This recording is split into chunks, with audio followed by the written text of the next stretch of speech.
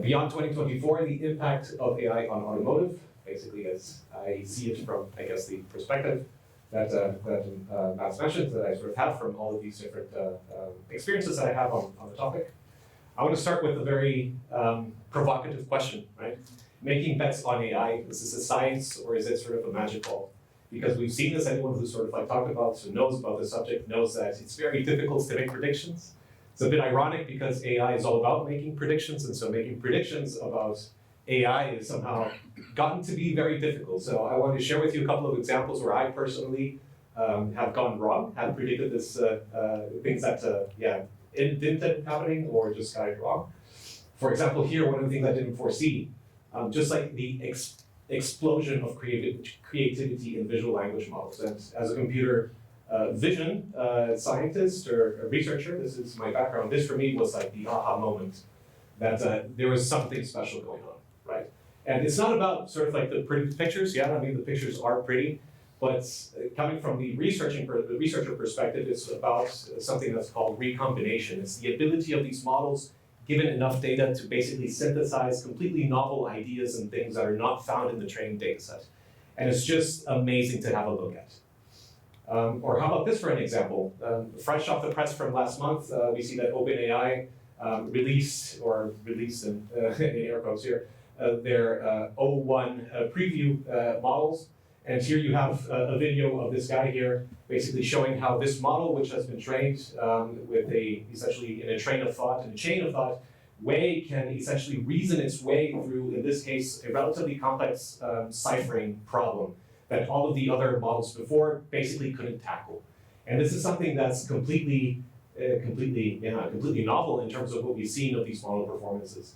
So while I didn't sort of like foresee this coming, one of the things that are pretty easy to sort of tell in advance is that it's going to fail on very easy cases. So if you take this example on the right, we have this prompt to the exact same model. The surgeon, who is the boy's father, says, "I can't operate on this boy, he's my son. Who is the surgeon to the boy?" And then says, okay, model thought for 10 seconds, and the model responds, the surgeon is the boy's other father. The boy has two fathers. So, not exactly the simplest explanation, I would say. So, if we start to think about how should the automotive industry place itself strategically in this sort of like ever constant developing stage with AI, I think we have to consider four different perspectives, four different things. The first one is, of course, perspective. How far has AI come really in the last couple of years? What are the really driving factors that are behind this growth? Number two, possibility. How does the current trajectory affect what we think is going to be possible within the next 5 to 10 years or 1 to 5 years? Paradoxes along the way. So the AI narrative is unfolding before our eyes. And as it unfolds, there are several paradoxes that we say, okay, well, I mean, I like to have a little bit of that and a little bit of that, but it seems like we can't have both. So how can we really have our cake and eat it too? And lastly is, of course, identifying these paradoxes, but also planning around them. Like, how do you want to incorporate this? If you really want to do differentiating research, this is where the interesting problems are. So in this particular talk, I'm going to talk about four different aspects here. First one, economics of this very latest AI growth stage. Basic takeaway, it's getting really expensive. I'm going to talk about scaling. This is sort of like the main factor that is driving this growth in AI currently. I'm going to zoom out a little bit and talk about the cycles, or at least the cycle that I currently see that we are sort of like in at the moment. And then at the very end, we'll talk about some bets for the automotive industry, basically how we can distill this information into making good bets for the automotive industry. Right, let's start in economics. So investment in AI has never been greater, right? We have press releases from early September, for example. You'll get subscribers, SSI, super safe super intelligence. So this guy is a second generation godfather of AI. And he's basically raised $1 billion for this startup of his that is now valued at $5 billion, right? In a completely similar way, you talk to Mark Zuckerberg in this interview. He basically says, yeah, that given the current rate of growth, it makes sense to invest over $100 billion into building the infrastructure, which is crazy numbers, right? Talk about the infrastructure growth in the United States, for example, right? Another article from earlier last month. Two companies seek to develop 125 billion AI data centers in North Dakota, right? These are just staggering numbers, right? We're at the point where you basically need satellite imagery to be able to really take in the full scale of how these things are being developed. Here you see, for example, one of Google's IT campuses in Iowa. It's of course not all related to AI, but a large portion of it is. And the crazy thing is that they're interconnecting these campuses, right? And the idea is that they're going to basically interconnect them in a way that you deliver multiple gigawatts of power for training a single model, right? This is just really next-gen stuff, right? Here, for example, coming in from this startup scene, Lumen Orbit, which I thought was a really cool example. Their sort of pitch is, well, actually, if you're in space, you have really great cooling capabilities, you get a lot of free energy, and you know what? Launch costs are failing. So there is a viable business here for putting your data centers and your compute centers in space, right? Just absolutely bonkers ideas that you probably wouldn't have come up with 5 to 10 years ago. So this is how one of the AI podcasters I follow puts it in this video here. These are levels of investment that could fund research to cure diseases, or perhaps fund the budgets of medium-sized countries. It really is that crazy. Let that sink in for a moment. At the same time, we see that the voice of the skeptics are also getting louder, right? Just as examples here, David Kahn from Sequoia Investment Group basically poses, AI is, in a bubble. Yeah, we're at the tipping point, and he's identified a deficit, a gap of 600 billion when he compares the revenue expectations to what actually is coming in through AI. Another great article from The Economist, right? They identify, for example, pilotitis, concerns with security, biases, hallucinations as the main reasons why these are not being adopted, and this is costing the industry a lot of money.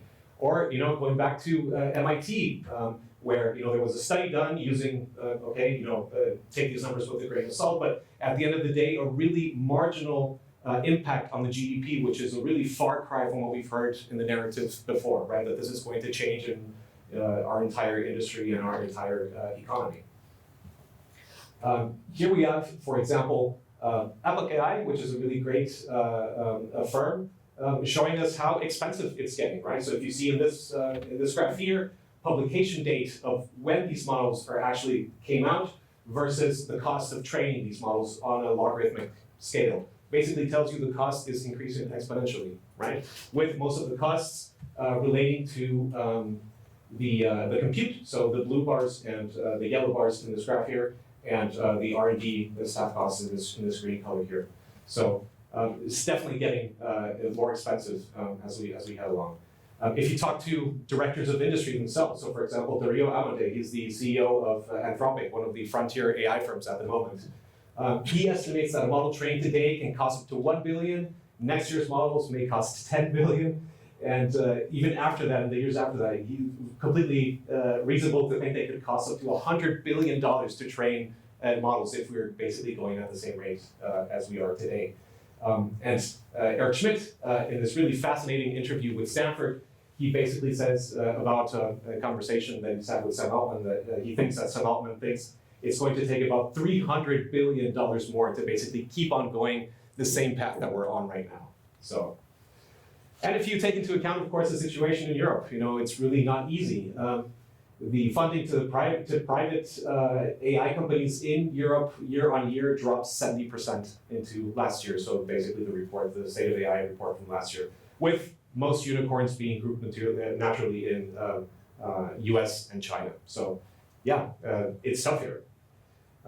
So what this basically means for automotive, well, automotive is of course in a very tricky position after a lot of years of invest in L4 without real globalization of this technology inside, right? So, just have to look into news coming out of Cruise, for example, or Waymo, and to see that there's, still very, heavy headwinds as we try to further develop this technology. So what do we do about it? Well, to put on a very high level, I think, of course, bets needs to be hedged and severely. So focus on scalability. There are, of course, certain directions in research that are more scalable than others. And of course, go after the things that we know that are already issues in the adoption of these technologies. We need to basically strike a very careful balance between correctly assessing missed opportunity costs versus, of course, digging yourself into a sunken cost fallacy. Of course, easier said than done, right? But I want to talk about scaling as the next thing here, because this is the driving factor of why things are getting so expensive and why things, where this growth is basically that we've seen, right? So what you see here is essentially a visualization whereby you basically have the compute in terms of like how long you train versus your loss. And the basic scaling laws, again, take with a grain of salt, basically tells you that your error drops as a power law, as a function of your compute, your model size, and your data set size, right, which you can see here. And if you compare essentially the progress that we've had since 2012, I mean, just for comparison's sake, I really like these sort of fun comparisons. But in 2012, we had the AlexNet paper. For anyone familiar with AI, you'll know this is a very seminal paper. Among the other things that this paper shows, one of the cool engineering challenges that were beaten here is that the authors managed to train their model on 2 GPUs. Fantastic for 2012. In 2024, the situation looks different, right? We're actually using federated or distributed training to train frontier models due to energy requirements. So take a look at this conversation between an Google employee and someone who's an employee at Microsoft. They say, why not just co-locate the cluster in one region? And the other guy says, oh yeah, we tried that first. We can't put more than 100,000 H100s in a single stick without bringing down the entire power grid, right? This is just complete levels of madness, right? It's completely 2 different worlds now.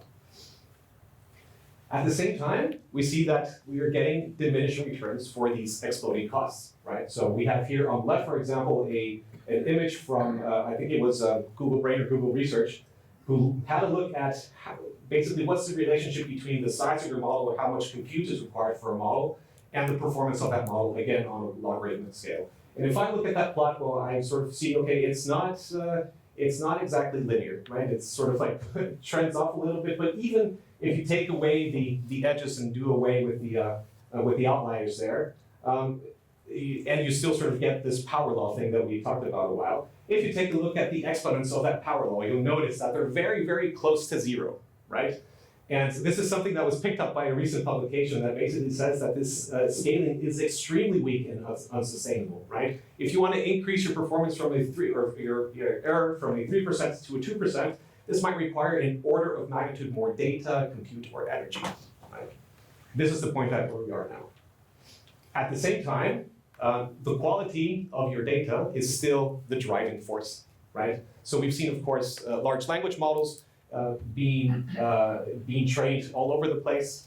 And one of the things that sort of like enabled that performance is that they, for example, relied on web crawling, right? On basically just going out everywhere and consuming the World Wide Web for all amounts of, for example, textual or image data. And what we see now from this study from last year, I believe, or actually might have been early this year, is that the restrictions being placed on these models are growing and fast, right?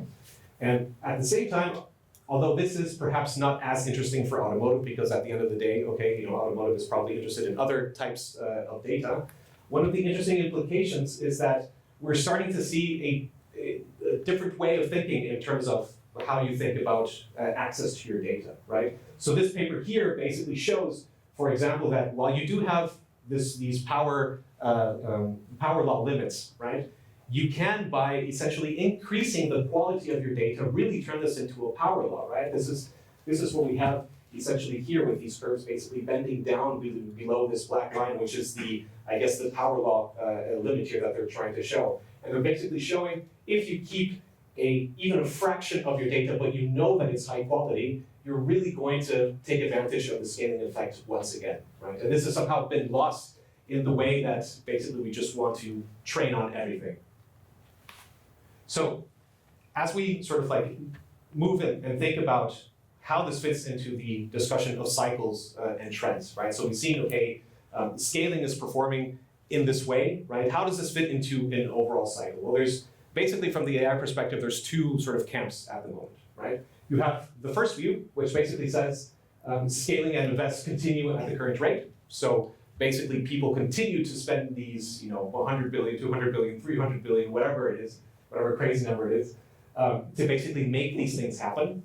And you're basically waiting on things like this recombination thing that I showed in the first slide, where you have this emergence effect, right? That you didn't sort of like explicitly train on, but it's just a function of how much data you trained on. You basically hope that this happens by just adding more data and making the models bigger. Or there's the second view, which basically says your scaling, your investment, and your performance all begin to saturate. So as Sam Altman himself said in this article, the age of giant AI models is already over, and we need to start to do more with less. So this is more or less how I sort of picture the situation. We have essentially on the x-axis here time, so we move forward in time as we go to the right, and on the y-axis here a purposefully vague value-added metric, which I won't get into at this point. It's a bit more philosophical, but the idea is basically that we have this train time scaling trend that we've seen, right? And as we've seen from what I've just shown you, this is really starting to saturate because of the costs, because of diminishing returns for these costs, for these exploding costs. So we see this, but at the same time, I think there is a second S-curve. As computer scientists, we love S-curves, we love sigma curves, so of course. And what this curve basically tells us is that the rise of importance of having novel methods, right? These are, of course, the novel methods and the scaling, they will always go together, but they are somehow not exactly overlapping. I would see us in more or less this region here, this shaded rectangle region.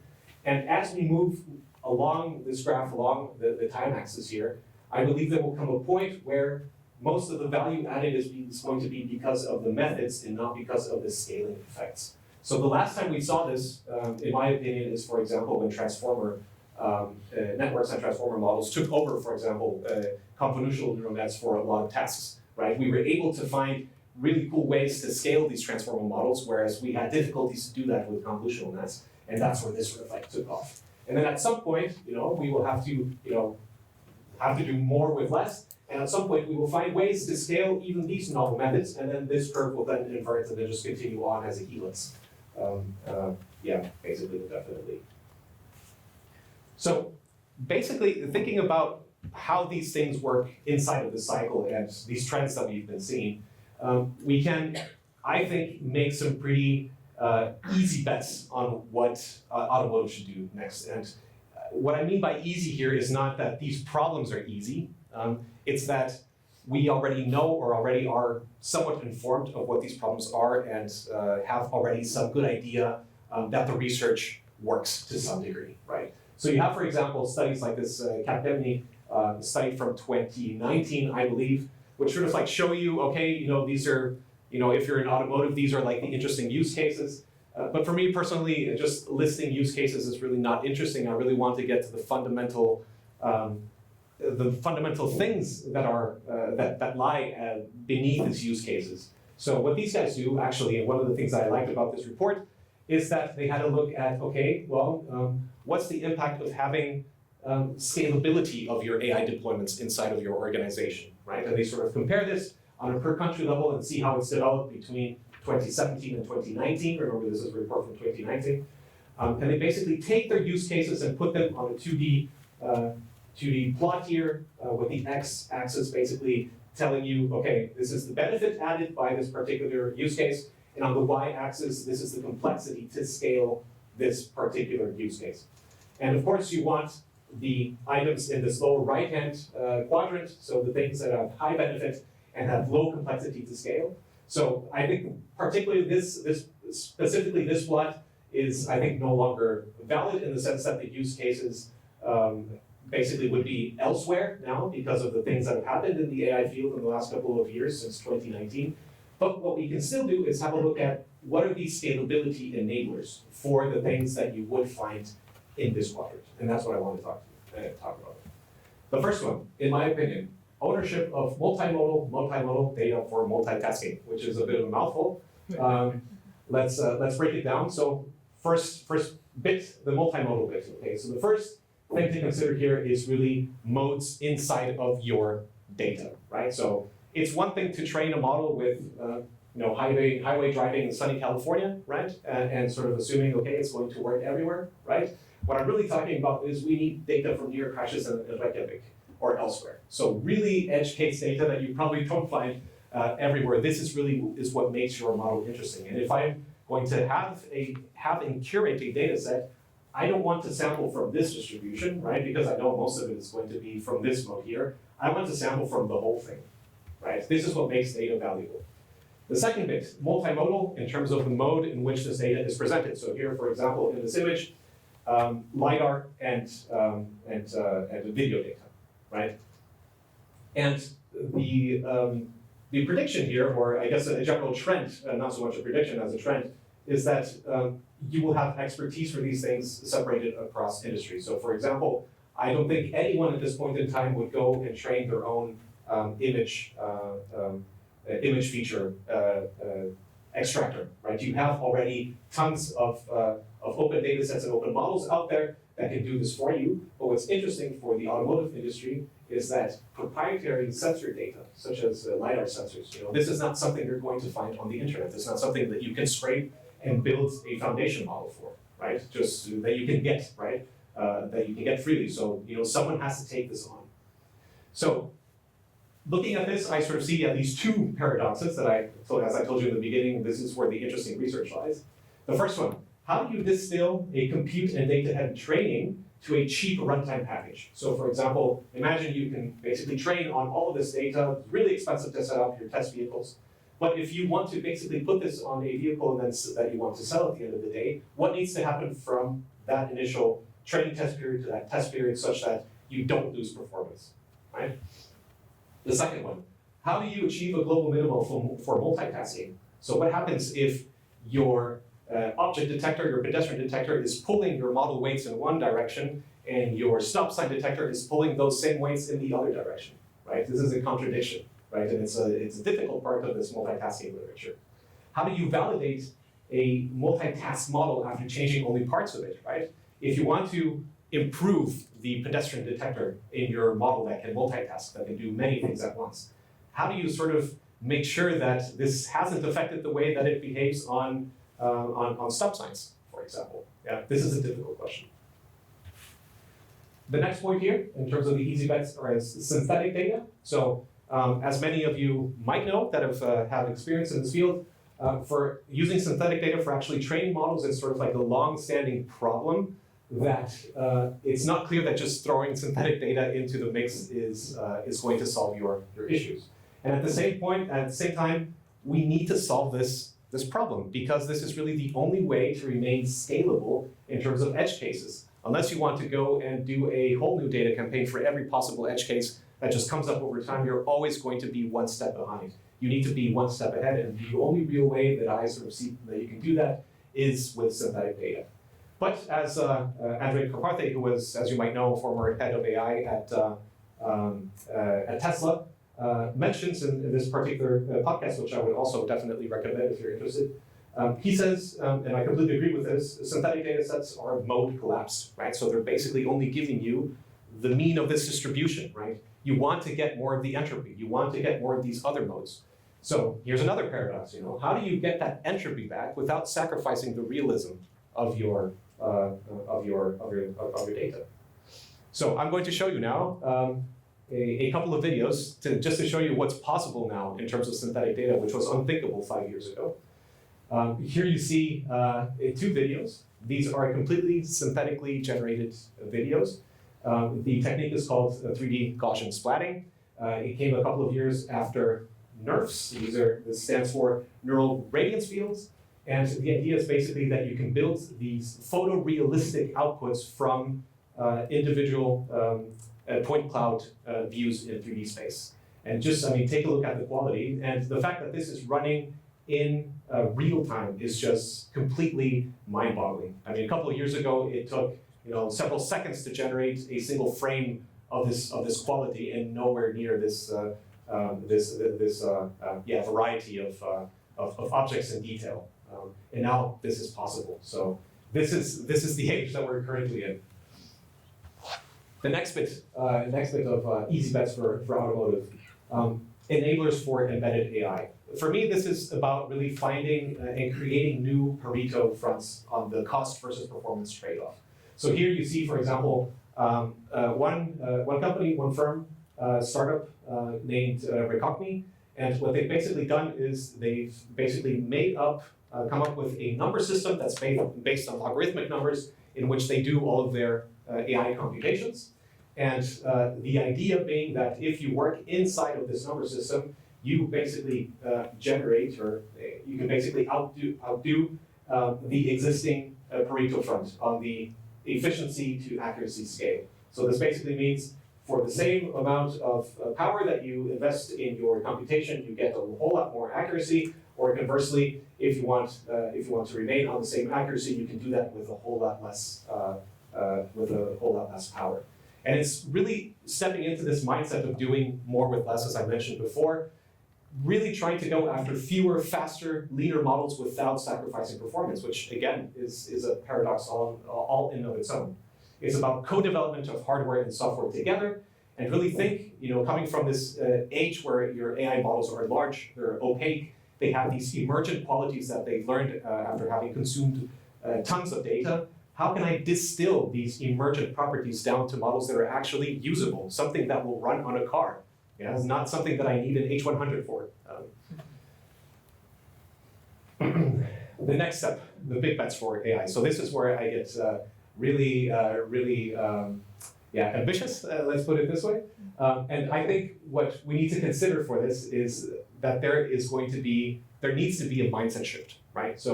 So far, we've always thought of AI as a tool, right? This is something that we use in order to achieve some effect, right? And you basically run away with that prediction and then do something else with some other system. And this is basically just one thing that you add on to an already existing system. I think there needs to be a mind shift, right? Given all of the recent advancements in, for example, the agentic literature in AI, that we start to sort of like rephrase this and rethink this as AI isn't, I mean, of course it's a tool in certain cases, but in other cases it can be an agent, right? And as a particular example of this, I mean, we already saw the reasoning capabilities that we have in, for example, OpenAI's model. Here are two additional use cases or two new additional examples that demonstrate this, both from DeepMind. Here, an example for a system called Mind's Eye that basically takes an input, a text input, generates an intermediate representation of that text input, and then actually queries a physics engine, right, to refine that prediction before actually coming up with an output. So it's really a departure from this traditional "I'm going to fire and forget" paradigm towards something that's verifiable, explainable, and something that you can reason about and works on the open world. So essentially, instead of fire and forget, it's more like fire and verify and verify and verify again. On the right, same thing, very similar concept, alpha geometry, something that came out early this year, actually also from DeepMind. This is a system that uses an LLM together with a neural symbolic system, and these two things are deeply integrated to basically generate proofs about geometry at an Olympiad level, which is absolutely, again, mind-boggling to me. Here's another example, also from DeepMind, a system called Genie, which is a foundation world model. And here we have to be careful. This is not the same as a foundation model, right?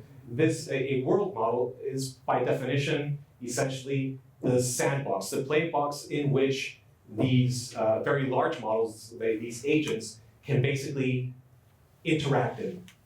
And the idea is that this is what allows these models to think along counterfactual lines, to reason counterfactually about the open world, right? And the paradox that inherently arises in having a look at systems like this one from Genie is, well, I mean, how can I sort of say something about a state which I haven't yet observed? How do I know if some likely future state is safe or not, right? As you can see, this has immediate implications for automotive. And if you're wondering what you're seeing here in the video, this is essentially a system created by DeepMind, which allows you as a user to specify a text representation of your of your desired world. And the system will generate this world for you without having learned any action labels in the process. So this was trained mostly in an unsupervised way. So just by taking, training on all these 2D videos, I think on YouTube it was, that they're able to build this latent representation of the world, right? So the system basically knows what it means for you to jump across things, and it knows more or less how gravity works in an unsupervised way, which is absolutely incredible. And there's actually already some precedent for this in automated driving. So there's a model called Gaia 1 from Wave, which Wave say is already sort of like this world model for driving. So there is some precedent here. Right, and the last aspect of where I want to get, safety and cybersecurity. So, very big topic, but without this topic, nothing else is going anywhere, to be honest. So this is something that needs to be tackled in one way or another. So I think we see, a great evolution in terms of the types and number of attacks. So we can start with like the hardware side. I'm not sure if you remember 2017, at least in Germany, there was this huge manipulation scandal of AdBlue sensors to large trucks because people didn't want to spend all the money on AdBlue, so they manipulated the sensor to basically let these trucks run without AdBlue and basically trick it to think that it was running with this. Huge thing. As part of this article, they say this could be the cause of greater damages than the VW scandal of more or less that time as well. So, big thing. Moving on to software, article came out a couple days ago. Researchers found a flaw in a Kia web portal that let them track millions of cars, unlock doors, start engines at will. The latest in a plague of web bugs that's affected a dozen car makers. Yeah, speaks for itself. And the latest one, which I find the most incredible, is that this going beyond just the software side of things and attacking the models themselves. So hacker plants false memories in ChatGPT to steal user data in perpetuity. So it's basically doing like an inception attack on ChatGPT, allowing it to basically recall things that it never really trained on, and in a way that it persists across sessions, right? Which is the really interesting bit. Actually quite scary. So AI safety as a topic is now, for the first time, this is 2023, part of the State of AI report. And for example, here in this blog here, in this paper here that came out of DeepMind as well, they sort of also track how or what types of misuse you have, for example, generative AI, to how you can actually do that in terms of the techniques. And it's also very much recommended. But the current trend that we see is that given this regulatory divergence that we have of some governments basically trying to apply the laws that they already have, some governments essentially banning the services altogether, while there's even some other governments out there that are trying to create new laws for AI, it's difficult for labs, right, to know what to do. So they're just doing what they want to, essentially. The potential for misuse is really growing. So, in terms of like these very large opaque models, right? So we have now to distinguish between two roads that we want to explore or that we can explore. We have the first one, which goes down this opaque large models route. And there, I think Eric Schmidt, also from this interview from the beginning, summarizes it very well. The best possible outcome is that you understand the limits of what your system can do, right? There will be companies out there that you can hire just to break your AI system, right? So this is now a business case. And I don't think that's too promising of an approach, to be honest. You have to remember, these things that we often see and hear about, these hidden model biases, these faulty logic hallucinations, these are all symptoms. The core issues are that we just don't understand anything about the training data anymore. And this is really not scalable, right? We can't continue with this. So, two paradoxes that arise from the safety and security, cybersecurity perspective. The first one, which I've named here, if the model knew what it already knows, how do you detect hazards in an AI system that we already know contain them, but we just don't know how to get at them? How do you, for example, an LLM, how do you query this model such that it will tell you where its deficiencies are? And the second one, is there such a thing like as a specialist open world system? So a system that is general enough that it understands and can deal with open world queries, but at the same time is specialist enough that is not sensitive to basically attacks coming in from everywhere. Right, so as a short summary for this talk, we had a chat about economics, saw that it's getting really expensive. We had a look at scaling as a primary factor that's sort of driving all this crazy growth currently in AI. We had a look at the cycles behind AI and how this sort of, tension between, or not tension, but interplay between the method side and the scaling side. And we concluded with some of the most promising bets for Auto from my side. And with that, I will say thank you and happy to take any questions.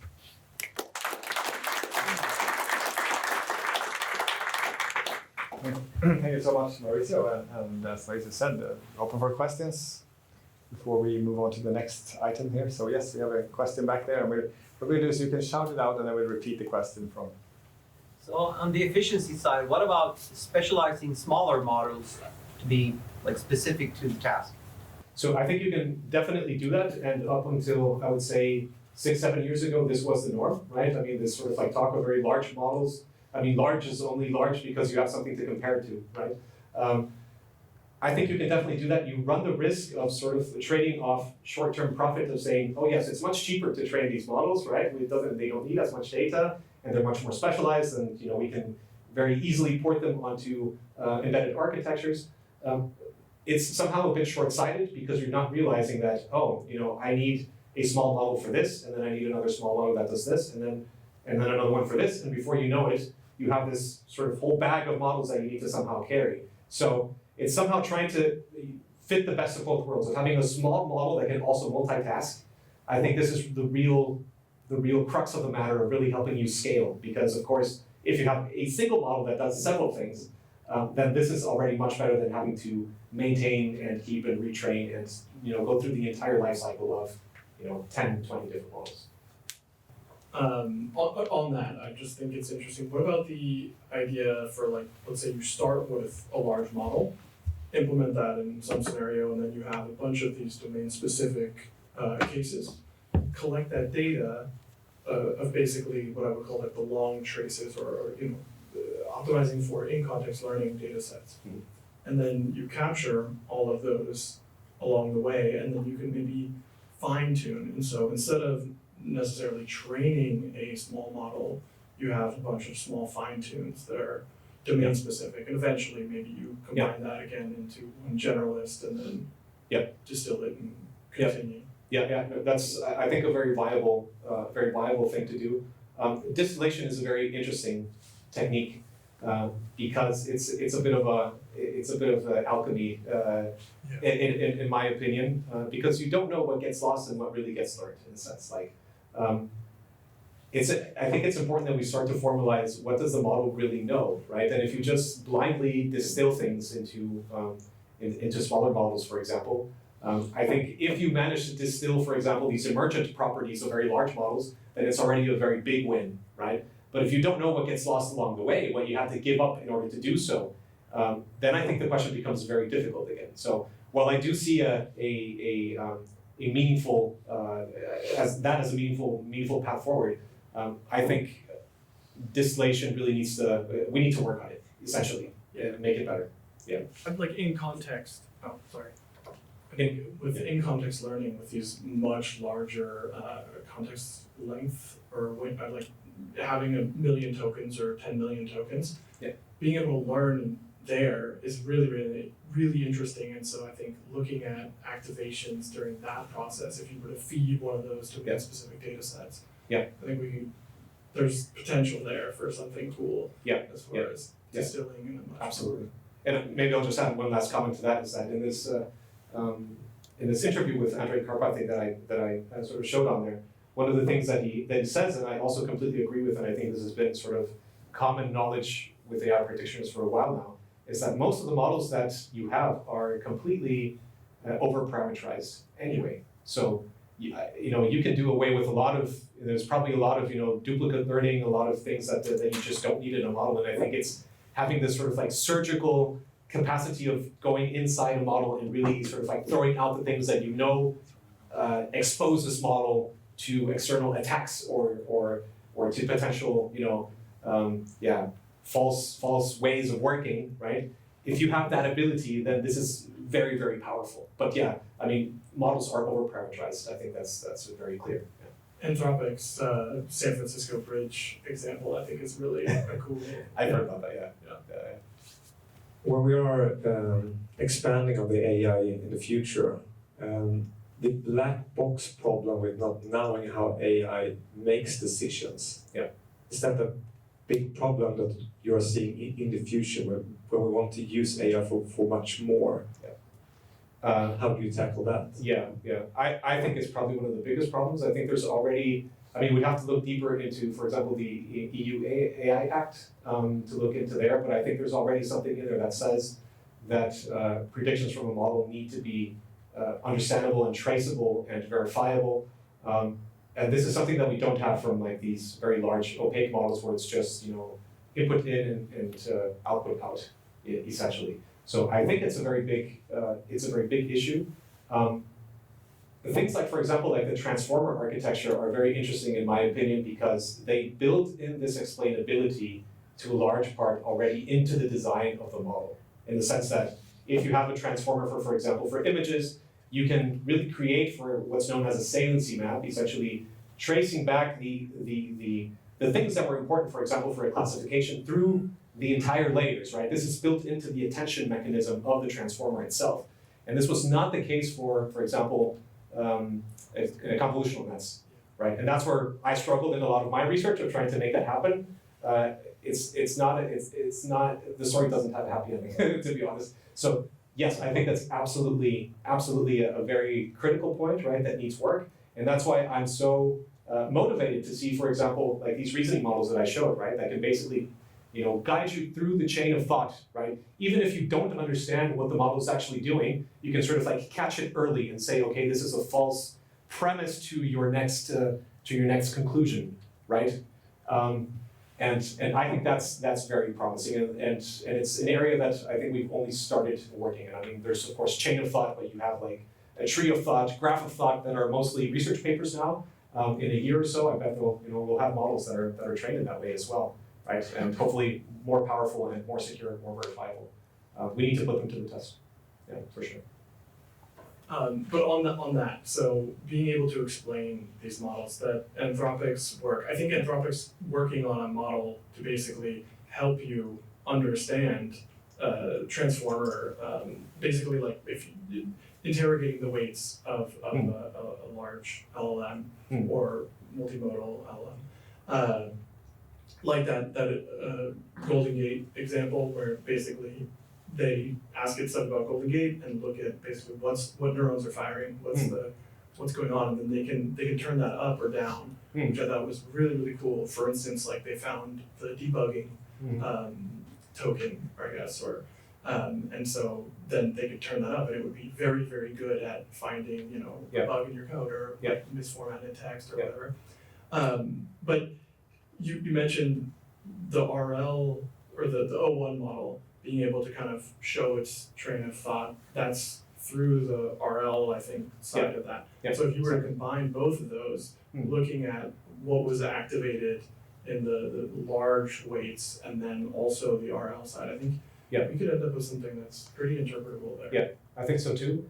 The one sort of danger that I would sort of see in that is assigning semantics to things like, for example, weights. Like, very typical problem from, for example, the convolutional net days, right? Where you would also do the sort of analysis to see, what neurons activate when, this component sees a dog or a cat, right? And then you would intuitively, as a human, say, this is the cat or the dog neuron.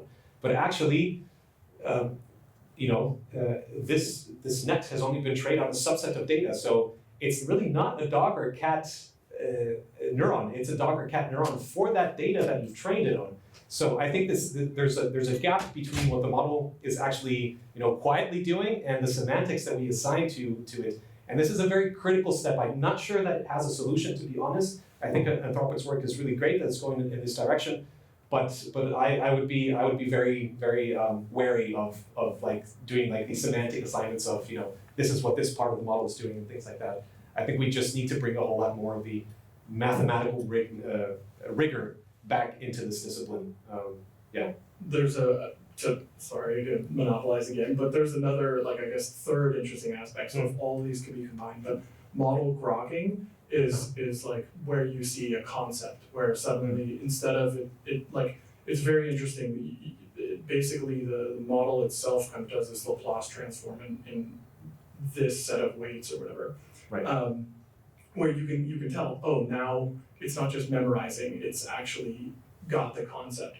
It's only been proven, or the research, the initial stuff for that was like, you know, simple mathematical stuff like being able to do modulus or something like that. But then it became able to do it. So if you had those three things together, like when did it grok a concept, and then looking at the weights and looking at the RL would be really powerful. I've not heard anything about quantum computing, and I wonder how will that influence AI in the future? Good question. I would say not my area of expertise, to be honest. Also, as a researcher, it's not something that or at least I've in my research experience, have paid too much attention to be honest.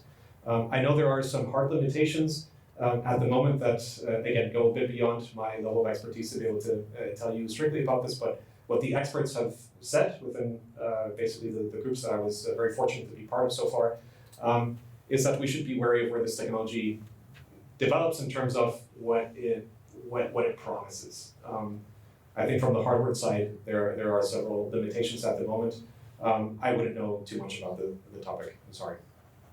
The Lumen example, go to space. Yeah, put it in space. Yeah. Thank you, Mauricio. Welcome. Thank you very much.